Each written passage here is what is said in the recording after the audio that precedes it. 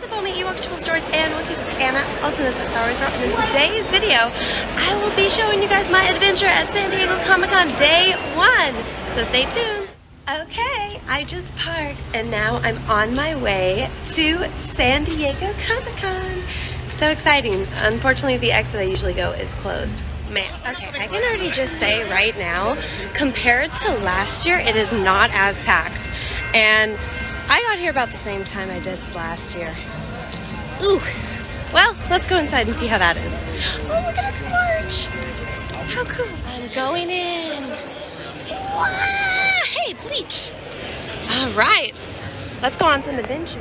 For all those that say there's no comics at Comic-Con, look, I found Dark Horse. Let's go see what they have. If there's anything good. Oh, just what I would expect. Okay, Halo.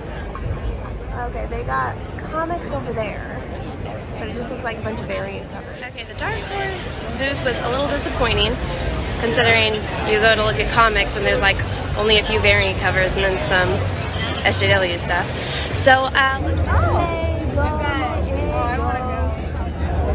a line to get in. What's up? Hey. Hi. Okay, so change of plans. I was gonna go walk around the entire place and film. Going on right now that I need to go to that Chris is on. So I was running around looking for Chris's panel, and look I ran into Barbie! Say hi! Okay, I think we're almost there. It's gonna be in one of these rooms. Alright, so I just got to where Chris's panel is finally, and I ran into all these cool people! Look at, guys, look at, I ran into Dan Prega! Say hi! I'm at Chris's panel. While much of the industry, So cool. SAG, Bible Guide, I have collected a Justice League or an Avengers, if you will, of panelists from all areas of the entertainment industry to give their advice on the areas in which independent filmmakers get stuck. And I know which ones they are. Independent filmmakers get stuck at the level of writing and creativity. Will you open your platform to curated other projects you intend to fund using that? Because I think it could be useful. I thought about that. Yeah, so my team, we've talked about that kind of, be it through some sort of method, licensing or something, trying to offer that infrastructure that we had to really get around the fees that are obviously associated in the event that you use someone else's platform to get the, that's the whole reason why I did it. I'm a numbers guy, I'm a businessman at the end of the day, so the way that I look at it is I have to justify, I don't care how much it is, 2%, I have to justify spending that. I'm not just gonna give it away. So for me, it made sense for me because I felt like, well, we can make the money, and obviously with the success of ISOM, you know, ISOM 1, that's money that would have went to someone else, that went to my hands. I'm not saying that you have to do that, I would recommend that everybody does that. But because we have that infrastructure, there may be some opportunities in the future, and my team has discussed that internally. But you know, my approach, and Chris is completely correct on like how things are changing specifically in the funding space. My approach was that we didn't necessarily need the money. You know, I come from a background of just doing a million things, and I happened to be able to subsidize the projects myself. So what got introduced to the game was transparency. That's something that has not existed, not in filmmaking really for the most part, certainly not in comics. Nobody knows what sells what, that wasn't a thing. So what I like, that what crowdfunding introduced, I took that transparency and said, you know what, we'll do just a traditional pre-order campaign. However, we'll add the elements of the crowdfunding where people are able to see who paid for what it is that you did, and you have perks, all that stuff that's associated with it. And that's what's completely changed the game and what everybody has to take advantage of in terms of opportunity. Big studios can't offer that. It's impossible for them. That's an advantage that you guys have to be able to reach out to the crowd, present something that is, you know, that's a whole conversation in itself. Like, of course, people have to want to pay for it. Presenting something it is that people want, and then being able to use that funding to, of course, build out whatever you have in your mind, and whatever ideas you can make those things come to life. And you can pivot on what doesn't make sense. You can continue to do what does make sense. And that's the advantage that independent filmmakers, independent creatives in general have that, again, the big guys don't. I just read a story, I don't know if you covered it, Gary, about Mattel, when they said they, was it $30 million they wasted on this He-Man project? And it's just gonna sit there, it's dead. Like, nobody knows what's gonna happen with it. So, you know, you could, yeah, well, that's another story. Obviously, nobody wants it. But on a serious note, like the position that you're in as an independent creative, you know, that's obviously you can do a lot with $30 million. But you can pivot. You can say, all right, people aren't feeling it this way, one way or other, you can do that. So we'll maybe talk about that and I'll ask some questions surrounding that. But the advantage that you have as an independent is having a direct line of sight with your audience, and that's how you get the funding for your projects. All we did wasn't really a rocket science. I also want to talk about, in order to crowdfund, the thing is, for years, people might think that you're an overnight success. You're actually not an overnight. All right, and I'm glad you brought that up. So for me, and the reason why that works, I probably have been on YouTube longer than a lot of you guys' favorite grade. I was 16 years. I'm 33 years old now. I was 16 years old when I was on my first YouTube. Right? So I had been building over 15 years of me building like a platform of me just doing all kinds of things. So again, it's building a rapport with the audience, and when I did music, when I did whatever it is that I wanted to do, I delivered on every single thing that I did. So you build a rapport with that audience, and then they're more likely to take the lead. Because really that's what ISOM 1 was. I had to present it as something that people wanted, but at the end of the day, they hadn't read the book. There was no previous reference. So I had built that trust with that audience, and they said, okay, this is something that I want to get in on. So I'm telling you that direct line of sight is something that you don't sleep on. Like that is going to be probably your most useful asset, that you can talk directly with and interact directly with your customers or crowdfunders or backers or whatever it is that you want to call them. These are cliff notes. I started this podcast as a hobby. I had sold my comic shop. I was very sad about that. So I wanted to keep my toes in the water of nerddom, so me and a friend started a podcast, and I never expected anybody to listen. It was always to be part of possibly a comic store later on when I had to come to buy one. And I consistently did this hobby kind of like a garage band, and it was just fun. It was something creative to do, never intended to go anywhere. We started throwing this stuff up on YouTube, and there was this little live function. I'm like, well, it'll be easier to record that, you know? So it's like way easier using Audacity, because I was just using free programs and stuff. It was pretty cheap and simple. Then all of a sudden, a few months in, a guy emails me and is like, I've been trying to talk to you for 3 months. There's a chat that you can look at. And I'm like, really? No way. His name was Brian Smart, one of my first viewers and subscribers, and I love the guy for it. So over time, wow, I wish it's not easy. I'm going on 10 years of having this channel. It'll be the 10-year anniversary of it in January of 2024. And at first it was just fun. It was just a hobby. And I kept doing it. But I took it very seriously. When I got home from work, I planned out my podcast. And it went from a couple times a week to doing it every day.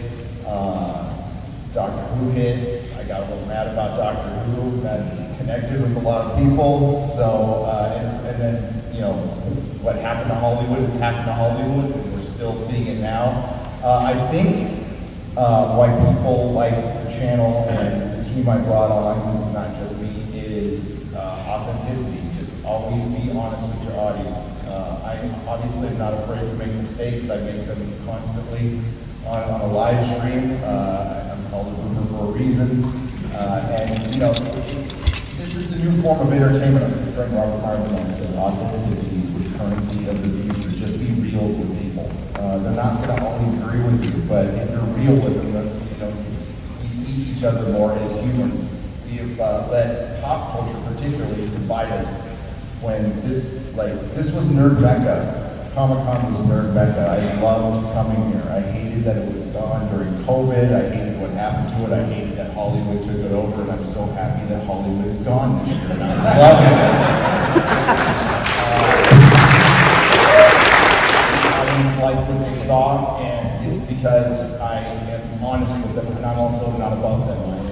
I am the audience. I am a paying customer. I am a comic fan. I'm a movie fan. I'm a sci-fi fan. I'm a fantasy fan. I'm a fan of all these things, and I truly love them. And I hate to see them destroyed when they don't need to, when they used to. They've always brought people together. They've always been accessible. Nobody's keeping you out of a book. There's no lock on it. There's a lot of politics in books I don't agree with, but I enjoy the story. I love the Expanse series. I don't love the politics of everything in the Expanse series, but it's a fun series to read because it's a good story. At the heart, that's what we want. So I think that was it. As far as you want to relate this to indie film real quick, what I do is a bunch of little documentaries. My videos are just mini documentaries that I get real-time feedback on, which is really, to spoil a little bit of my next video, the end part's going to have a little speech from Douglas Adams.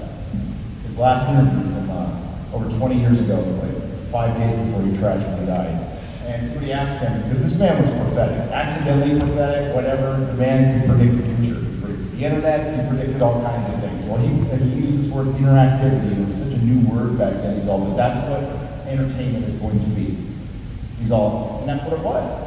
You know, before we just listened to a record in the 20th century, or we watched a TV show, or we listened to a radio show, or we watched a movie, and they never got our real feedback. But before that, it was vaudeville, it was just little plays, and you had instant audience feedback. We're going back to, it's just a larger audience, and yes, they're hidden behind chats and names like, you know, Last Jedi Fan 666 or whatever, but it's still feedback mostly. It's not all human, but it's mostly human feedback, let's be real.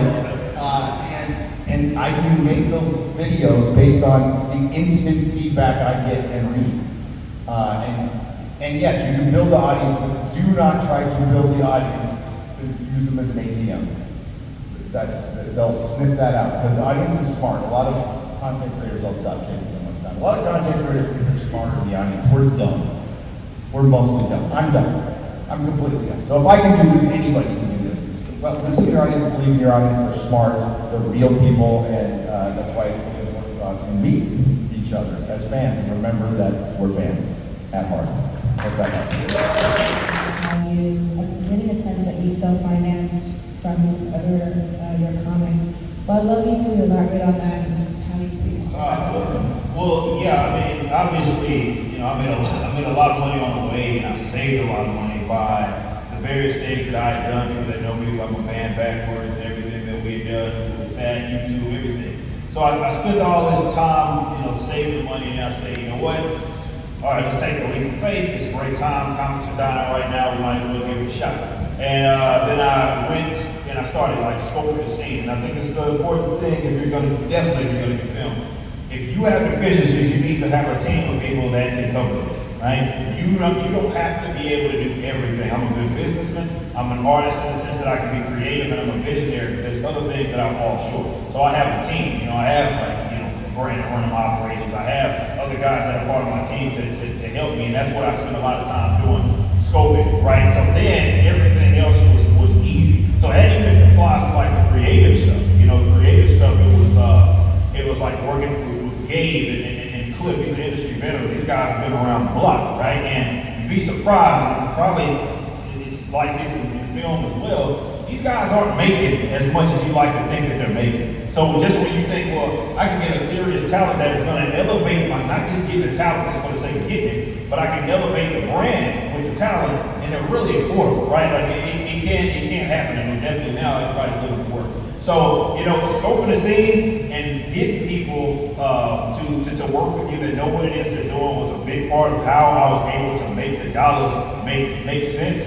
But I'm all about economics, you know what I mean? So for me, it's like, I gotta justify my spending, and I do expect I expected a return. Did I expect $1.7 million? Absolutely not. That wasn't supposed to happen, right? But I did expect some return, and I only took a risk that I was willing to take an L on. So you gotta be rational about it, but those mistakes that you're gonna make, you're gonna be able to cover those a lot easier if you have competent people around you. You don't have to be a one-man band, and that's actually part of being an independent person, is you have to have humility about yourself to recognize that you're not as good as you might think that you are, believe that you are in a certain sector, and there's nothing wrong with that. Go get someone else that's better at you at it, and y'all can collaborate. Legends such as Jack Kirby, Steve Ditko, Michael Turner, George Perez, Will Eisner, Bill Finger, and Stanley himself, your inspiration for creating the success of the Rippleverse.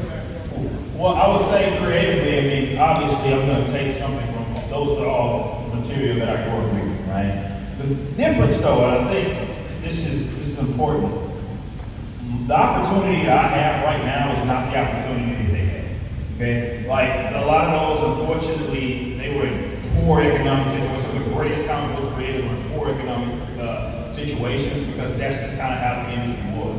I'm in a position with all of this technology and everything else, in that I'm able to make something come to life, and I'm also able to make sure it's profitable and make money off of it, and make sure that I'm taken care of. So we creatively, of course, there's going to be an inspiration. Stan Lee's it's all books that I picked up on, but I had to take advantage of what was in front of me, and maybe those guys are in not only better situations, you know, given the fact that if they had access, can you imagine if Stan Lee, 30 years old, had access to crowdfunding, and he owns Marvel. It's not, he's just a guy working for him, right? So I think that's an important thing to mention, but absolutely, of course, they were a huge inspiration for everything it is that I've done, because they set the tone for the industry that I love, and really I'm trying to revitalize.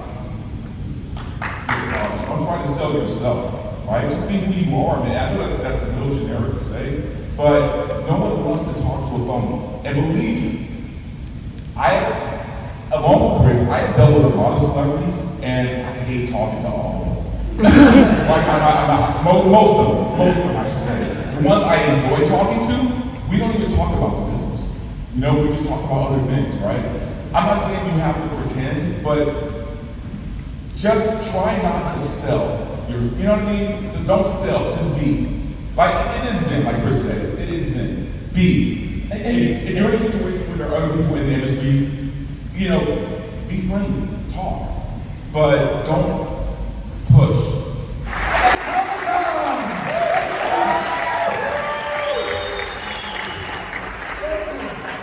Okay, just finished the panel. It was super shaky. How do you think you did, Chris? I don't know, I think I blew it. I think you did a great job. Did you do a good job? You did. And my hair looks crazy. Oh, it's okay. The room was packed so much so. Thank you. That's people sat next to me, were shaking the table. So sorry that all the footage is shaky. My gimbal broke this morning. But Chris did great. Eric over there, he's talking to people. He did great. It was a lot of fun. I can walk around and see the entire con. Maybe. What's up, Dante? How do you think you did? I think it was a good panel, right? It was great. It was a good It was panel. totally packed. You know, a lot of good information. It was fun. It was very entertaining. Look, this is how nerdy all my friends are. Everyone's doing the pictures and cam, and this mofo with the corn hat is filming me record everyone. Live? Are you? No, I'm recording. Oh, you're for a recording. video. Okay, Want to say cool. something funny? All right, guys, look, I finally found Eric, and he doesn't have a huge line. Are you having fun? I'm having a blast over here at San Diego Comic-Con, like legitimately having a blast. That's awesome. You did so good on the panel. Thank you. How do you so feel much. about it? Oh, I feel great about it. I mean, the questions were really good, and I want to. This is Chris Gore's idea, so we got to give a big shout out to Chris for inviting me to be on this panel and talking about funding and all that in the independent space. It was wonderful.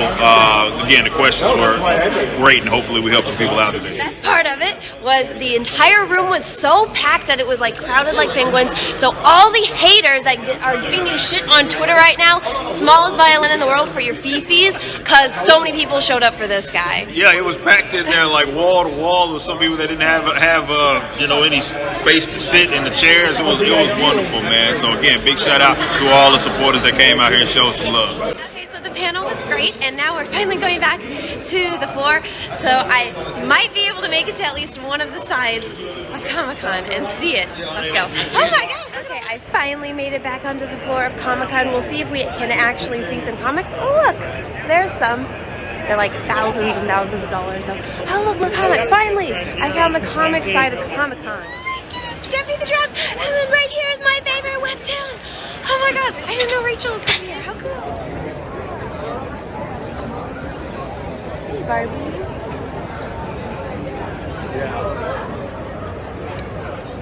Lots of people. And mystery box. How you doing there, Barbie?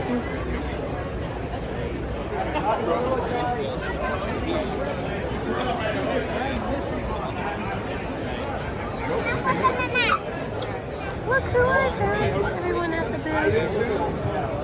It's cool. There's all this other stuff.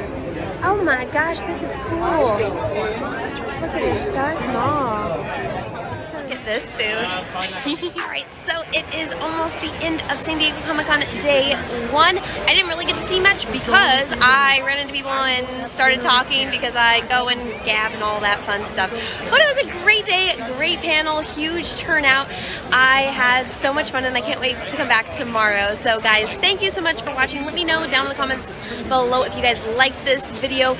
Smash the like button. Let me know what you guys would like to see me cover tomorrow and the next few days here at San Diego Comic-Con. And until next time, may the force be with you because we are really, really, really gonna need it. Bye everyone. Once again, everyone, thank you so much for watching my video all the way to the end and also for supporting me and my channel and my content. And if you guys would like to support me further, my newest cosplay calendar is live right now on Indiegogo. You guys can go and back it. We already have raised over $50,000 in less than a week of it being launched in the first 30 days. So thank you so much to everyone that came out to support this. I have been putting so much of my heart and soul into this calendar and doing these cosplays, and I'm loving the way each and every one of them has turned out. And if you guys want to follow along, go over and back this campaign or check up on it because I will be posting updates as more and more cosplays get completed. I have done 2 already. This is of course my 3rd cosplay calendar that I've done, and the reception for the first one was great. The reception for the second one was even better, and I hope that this one I can, really blow it out of the ballpark, and hopefully you guys will all like it, which you guys all seem to have so far. So once again, just thank you everyone. Check on the campaign for updates for more cosplays as they're going to be coming out. It is linked down below in the description of this video so you guys can go and check it out. And once again guys, thank you so much. Have a great rest of your day. Once again, everyone, thank you so much for supporting the channel. And if you guys would like to support me further, I actually have this link tree here that has links with every way that you can possibly do that. So I have the support the show, which is a direct link to my PayPal. This is my Twitter, Instagram, Twitch, YouTube, Rumble, Odyssey, my live channel where I back up all of my live streams. So if you ever miss a live stream either here on YouTube or on Twitch, you can catch it there on my live channel. I also have an art channel where I do painting stuff. I have a locals, I have an Etsy, I have a Facebook, I have an art Instagram, and I have a merch page. All of this can be found at my link tree. All the ways to support me, my channel, and my content is all in this link tree. Thank you so much, guys, and have a great rest of your day.